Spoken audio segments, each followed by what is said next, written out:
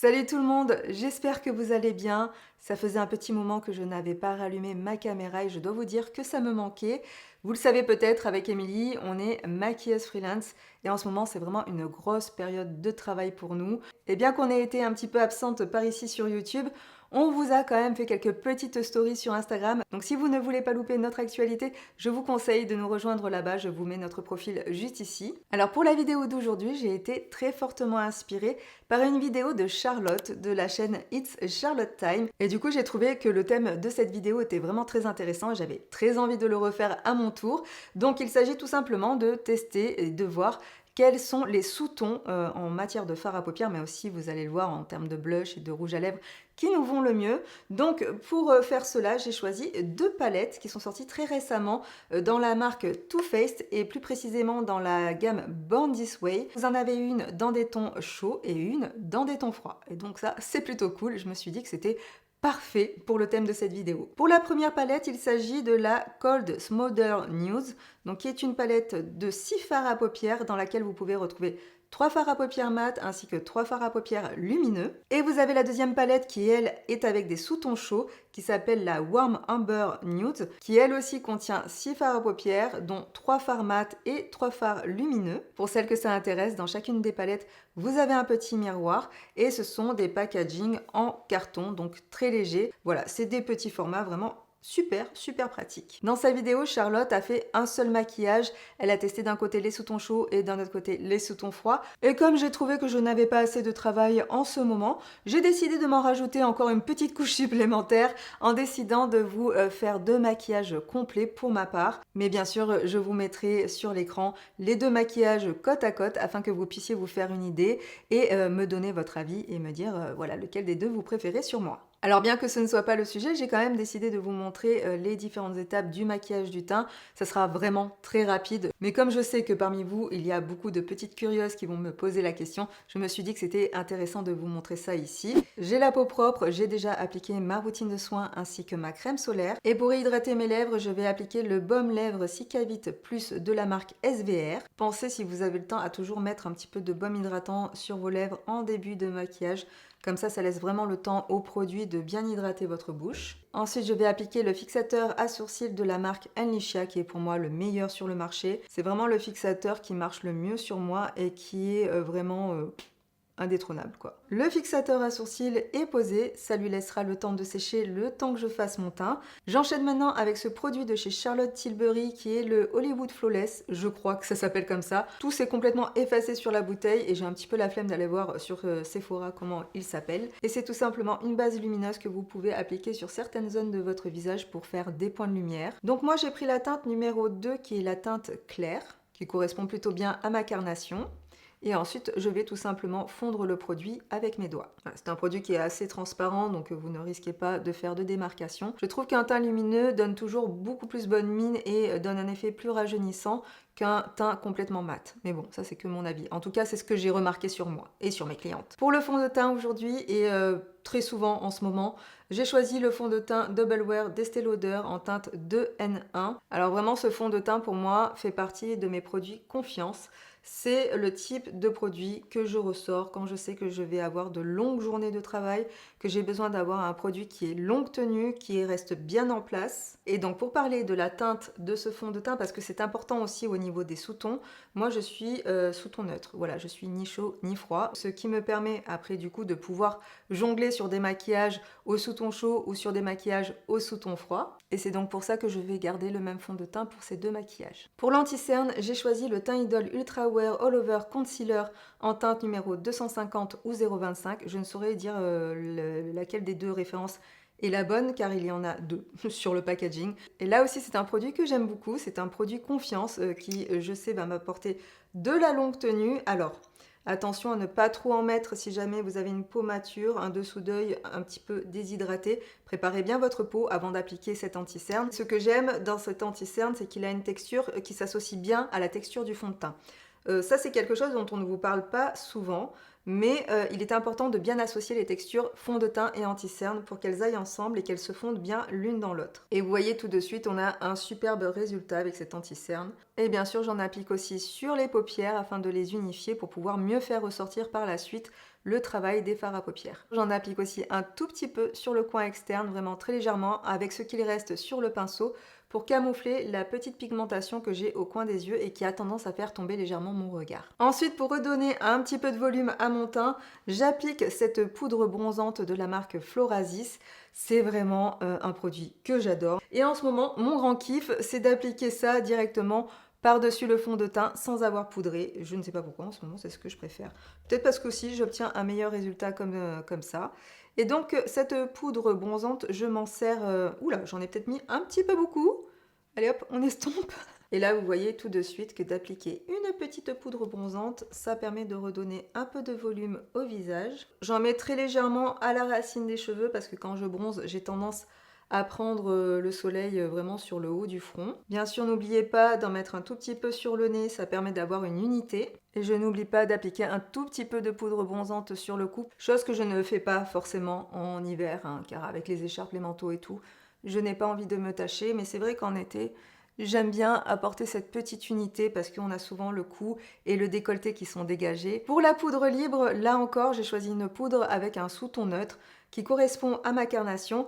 Il me reste encore un petit peu de stock de la Ultra HD de chez Make Up For Ever, donc c'est celle-ci que je vais utiliser aujourd'hui. Désolée, mais vous n'allez peut-être pas forcément la retrouver à l'achat, mais vous avez les nouvelles versions sur le site de Make Up For Ever ainsi que sur le site de Sephora, que j'apprécie un petit peu moins, qui reste quand même des bonnes poudres, hein. Ne me faites pas dire ce que je n'ai pas dit. Donc là, je vais tout simplement poudrer légèrement ma zone T. Et comme j'ai mis de l'anti-cerne sur mes paupières, je tapote un tout petit peu mes paupières pour replacer l'anti-cerne parce que vous voyez, sinon, il a tendance à migrer dans le pli de la paupière. Et si vous poudrez comme ça va rester comme ça toute la journée. Donc pensez toujours bien à retapoter dans le creux de votre paupière pour replacer l'anti-cerne et ensuite poudrer afin de fixer l'anti-cerne. Et en plus, comme ça permettra au fard à paupières de tenir plus longtemps, mais aussi de le travailler plus facilement. Maintenant que mon fixateur à sourcils est bien sec, je vais pouvoir les redessiner et les maquiller avec le Lift and Snatch de chez NYX Professional Makeup en teinte Ash Brown. Vous connaissez sûrement déjà ce produit, mais pour toutes celles qui sont passées à côté, il s'agit tout simplement d'un feutre à sourcils. Ce qui me permet, moi, pour mes sourcils, de pouvoir faire un petit peu de poil à poil et de combler les manques et les trous que je peux avoir dans mes sourcils de manière vraiment très naturelle. Je ne vous conseille pas de faire cela si votre produit pour les sourcils n'est pas complètement sec, parce que sinon vous allez avoir du fixateur qui va se déposer sur les poils de votre feutre et le feutre ne va plus marquer. Et pour le maquillage des yeux, donc j'ai choisi de commencer avec la palette Cold Smolder Nudes. Je vais commencer par appliquer le fard à paupières le plus clair de la palette, qui est un fard à paupières beige. Je le pose sur le dessous de mon arcade sourcilière avec le pinceau numéro 227 de chez Zoeva. Ça, c'est une astuce que j'ai appris en école de maquillage il y a de ça maintenant 18 ans. Ça permet par la suite de pouvoir faire de plus jolis dégradés avec vos fards à paupières. Bien que je trouve que déjà avec l'anti-cerne et la poudre libre, j'avais déjà vraiment une paupière fixe qui était bien unifiée.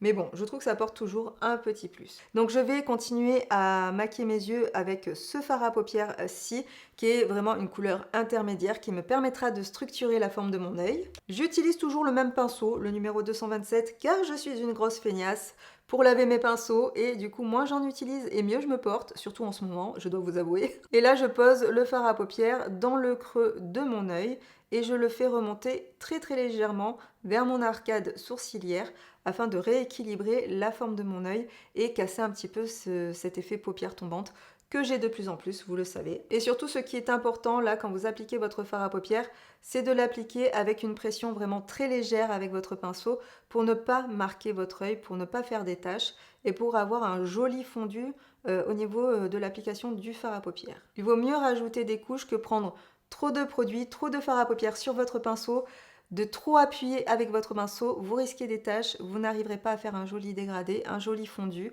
Mieux vaut en prendre un tout petit peu sur votre pinceau, appliquer le produit avec légèreté et si vous n'êtes pas satisfaite de la pigmentation, vous allez ensuite rajouter une autre couche de fard à paupières pour obtenir plus d'intensité. Pour le moment, je ne suis pas encore allée sur la paupière mobile car j'ai vraiment envie de structurer la forme de mes yeux et cette fois-ci avec un pinceau numéro 2 mini de la marque Refer, je reprends le même fard à paupières donc qui est la couleur intermédiaire et je vais souligner légèrement le ras des cils inférieur de mes yeux. J'applique le fard à paupières uniquement sur le coin externe de l'œil. Je ne vais pas jusqu'au bout de mon œil car moi j'ai pas forcément des yeux qui sont très grands et le fait de les entourer de fard à paupières foncé, ça peut les rapetisser, donc je me contente uniquement du ras de cils au coin externe. Ensuite je vais étirer le fard à paupières vers le haut comme ça, vers la pointe de mon sourcil pour donner un effet liftant à mon maquillage. Alors peut-être que je me suis un tout petit peu trop emballée, donc du coup j'estompe avec mon doigt. Et vous voyez, ça me donne la forme de mon maquillage. Et donc là, je vois que je ne suis pas allée assez bas avec mon fard à paupières.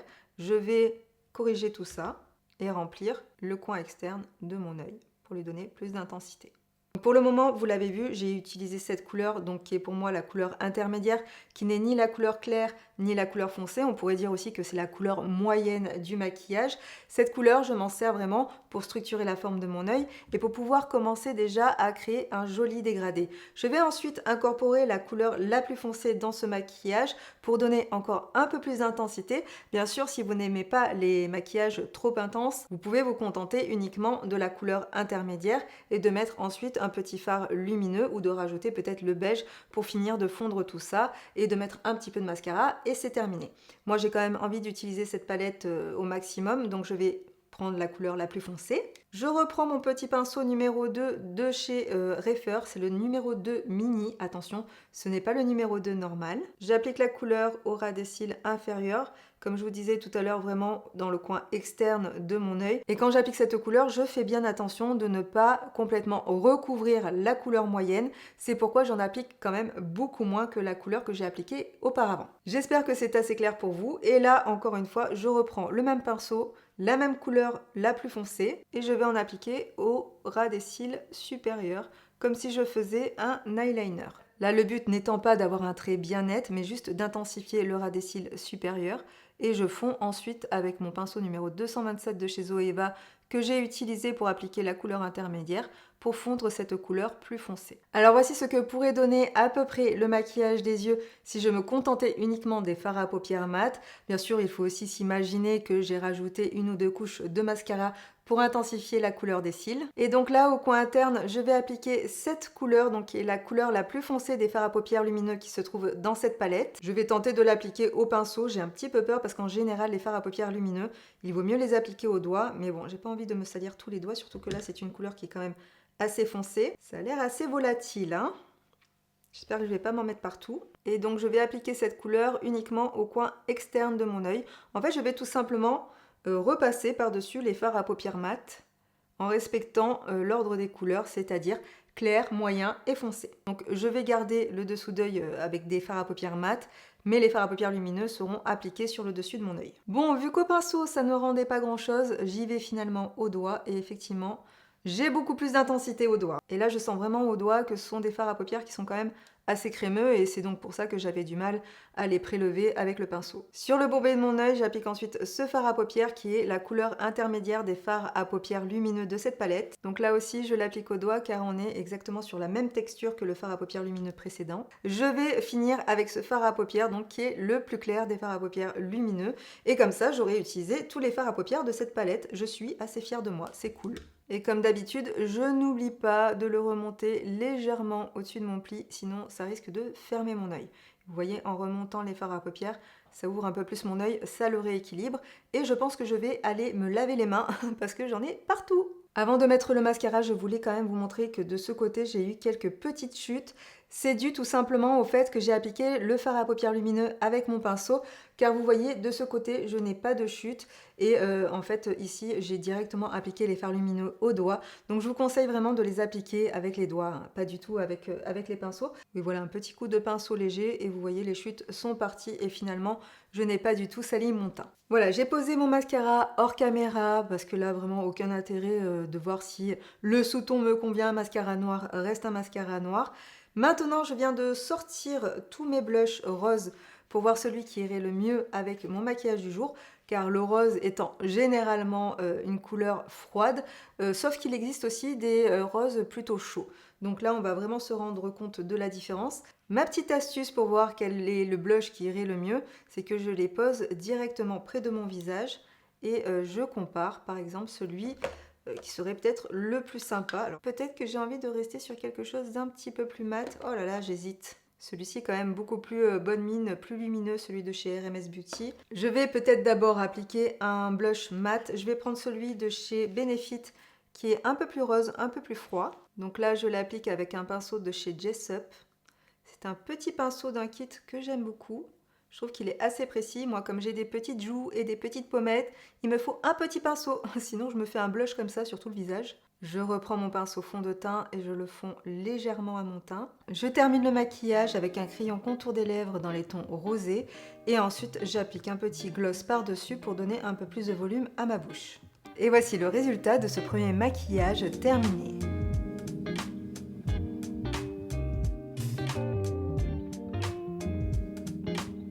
Bon, j'avais bien évidemment oublié d'allumer le micro pour ce deuxième make-up, donc je passe en voix off. Donc comme pour la première version de cette palette, vous allez retrouver à l'intérieur 3 fards mat et 3 fards lumineux. Et là, j'étais en train de vous faire un petit speech sur l'harmonie de cette palette, mais finalement, je vous mets tout ça à la fin de cette vidéo quand on repasse en voix normale. Je commence par appliquer le premier fard de cette palette, qui est donc celui-ci, celui que je vous montre à l'écran. C'est un fard à paupières rose très clair, mat. Et je pose cette couleur avec mon pinceau numéro 227 de chez Zoeva sur la paupière fixe. Ensuite, je passe à la couleur intermédiaire du maquillage. Je vais me servir de ce fard à paupières pour structurer la forme de mon œil et je reprends tout simplement les mêmes formes que j'ai utilisées dans le premier maquillage. Donc là, je pose la couleur sur le pli de ma paupière et non pas vers le bas mais plutôt vers le haut afin d'ouvrir mon regard. Je fais attention de ne pas aller jusqu'au sourcil, hein. On reste vraiment sur un équilibre de la paupière, donc je monte un petit peu la couleur du fard, mais je ne vais pas jusqu'au sourcil. Je fais attention à avoir une application légère, je n'appuie pas trop mon pinceau pour ne pas faire de taches et ne pas faire de marques. Je garde la même couleur et cette fois-ci j'applique le fard à paupières avec ce pinceau de chez Spectrum. Je l'aime bien parce qu'il est un petit peu langue de chat, il est très fin sur la bordure, ce qui me permet d'avoir une application beaucoup plus précise. Et ensuite, j'applique tout simplement la couleur au ras des cils inférieurs, comme je vous l'ai montré en fait dans le premier tuto. Je remonte la couleur afin de lifter mon regard et ensuite, j'applique la couleur dans le coin externe de mon œil pour l'intensifier. Et pour le ras de cils inférieur, là, j'explique tout simplement que je descends un peu plus la couleur car c'est la couleur moyenne, c'est la couleur intermédiaire et que par la suite, je vais appliquer la couleur plus foncée, donc il faut laisser la place de pouvoir voir chaque couleur, chaque fard à paupières de ce maquillage. Je passe maintenant à la couleur la plus foncée des fards à paupières mat et je l'applique comme un faux eyeliner au ras des cils supérieurs. Vraiment là, depuis tout à l'heure, j'ai l'impression de vous faire un doublage raté. C'est vraiment trop bizarre. Mais bref, ensuite je reprends mon pinceau numéro 227 de chez Zoeva et je floute le faux eyeliner, cette couleur de fard à paupières foncé que j'ai appliqué au ras des cils supérieurs. Et comme d'habitude, quand je floute, quand je dégrade ce type de couleur, je perds toujours de l'intensité. Donc j'en applique toujours une deuxième fois par la suite. J'applique ensuite avec le même pinceau le fard à paupières le plus foncé au ras des cils inférieurs. Je me sers de la tranche de mon pinceau pour avoir une application beaucoup plus précise. Et comme j'ai les paupières tombantes et pour rééquilibrer un peu la forme de mes yeux, j'applique un peu plus de fard à paupières foncé au coin externe de mon œil que je fais dépasser du pli de ma paupière pour ouvrir un peu plus mon regard. Je reprends du fard à paupières rose clair que j'applique au coin interne de mon œil pour terminer le maquillage. Et donc vous pouvez tout à fait terminer le maquillage ici, mettre du mascara et basta. Mais comme j'ai envie d'utiliser tous les fards à paupières de cette palette, je vais ensuite passer à l'application des fards à paupières lumineux. Et comme je ne suis pas complètement teubée, hein, je ne vais pas recommencer les mêmes erreurs. Donc cette fois-ci, j'applique le fard à paupières lumineux le plus foncé avec la pulpe de mes doigts. Oui, parce que la dernière fois, quand j'ai voulu le faire avec le pinceau, ça avait fait des chutes sur mon teint et je n'ai pas envie de refaire ce type d'erreur. Et en plus, je trouve que ce fard à paupières lumineux est quand même vraiment très joli. J'applique ensuite le deuxième fard à paupières lumineux de cette palette qui est ce petit rose vraiment très joli. Et je vais tout simplement appliquer ce fard à paupières au centre de mon œil. Et non, contrairement à ce que vous pensez, je ne suis pas en train de faire un fuck, c'est juste que c'est le doigt le plus adéquat, voilà. Donc là, j'essaie de vous expliquer des astuces, hein, mais bon, je pense que ça sera dans une prochaine vidéo parce que honnêtement, en voix off, je crois pas que ça ait beaucoup d'intérêt. Donc là, je prends le fard à paupières lumineux le plus clair de la palette, qui est donc celui-ci. Et je l'applique au coin interne de mon œil avec le petit doigt. Vous voyez, je vous disais, c'est vraiment une question de taille, hein. Et le petit doigt le plus adéquat pour poser cette couleur au coin interne de mon œil. Voilà, donc choisissez le bon doigt, c'est important. Là, je vous explique tout simplement qu'en fait, le fard à paupières, je le fais toujours un petit peu dépasser du pli de mon œil, que ce soit au coin interne ou au coin externe, même au milieu de l'œil, pour ouvrir un peu plus mon regard, parce que comme j'ai une toute petite paupière mobile, j'essaie vraiment de rééquilibrer la taille de mes paupières en faisant une illusion d'optique. Je passe ensuite au blush, et là, je ne vais vraiment pas me prendre la tête, je vais tout simplement reprendre un fard à paupières présent dans la palette, parce que oui, si vous avez vu nos anciennes vidéos, notamment une où je vais vous donner plusieurs astuces de maquilleuse pro, vous le savez, vous pouvez tout à fait utiliser vos fards à paupières en guise de blush, ce n'est pas interdit, c'est même parfois très pratique. Donc j'en applique sur les pommettes, un petit peu sur le front, ça permet voilà, d'unifier un peu le teint, et si jamais vous en avez trop mis, vous pouvez redégrader avec votre pinceau fond de teint. Maintenant, je termine le maquillage en maquillant mes lèvres, et là je choisis aussi des sous-tons chauds. Donc là j'ai pris un crayon, je crois, de chez NYX que j'applique en contour des lèvres mais aussi sur l'intégralité de ma bouche. Et pour terminer le maquillage et hydrater un peu mes lèvres, j'applique ce produit de chez NYX dont je ne me souviens plus le nom, mais je vous inscrirai tout ça sur une partie de l'écran. Et voici maintenant le résultat du maquillage au sous-ton chaud terminé. Bon, vous l'avez compris, le micro n'était pas ouvert, je m'en suis rendu compte là à l'instant. Juste quand j'ai terminé de faire mon maquillage, génial. Donc je suis désolée, j'espère que ça vous a pas trop dérangé que je vous fasse les explications de ce maquillage en voix off. Je vous mets déjà le comparatif entre le maquillage avec les tons chauds et le maquillage avec les tons froids. N'hésitez pas déjà à me dire dans les commentaires lequel des deux vous préférez sur moi. Alors pour revenir un petit peu sur cette histoire de sous-ton chaud, sous-ton froid, voire même de sous-ton neutre, on pense très souvent qu'il est important de faire ressortir la couleur de ses yeux quand on choisit des couleurs de fard à paupières.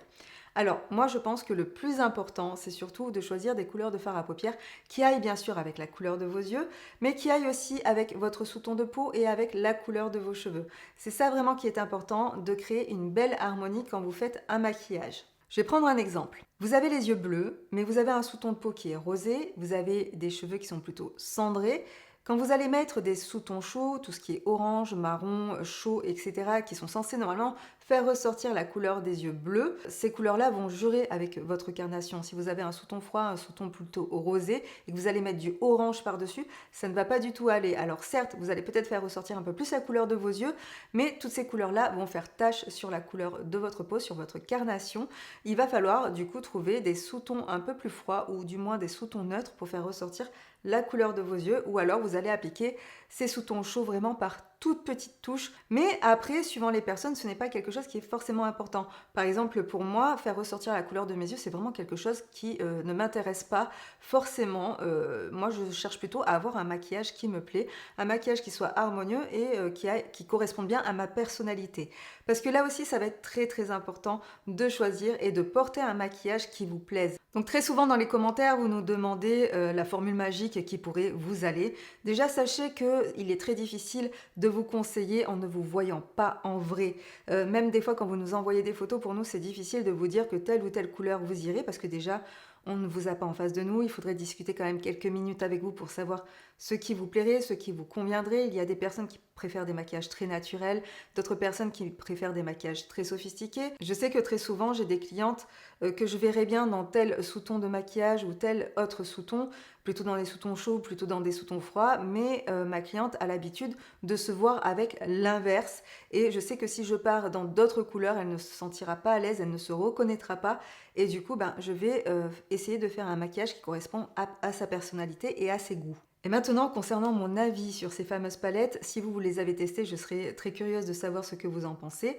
Pour ma part, je trouve que ce sont des fards à paupières qui sont très faciles à utiliser. Ils s'appliquent facilement. Après, ils ne sont pas super pigmentés. Si vous cherchez une qualité comme du Natasha Denona ou du Anastasia Beverly Hills, vous ne retrouverez pas le même type de pigmentation.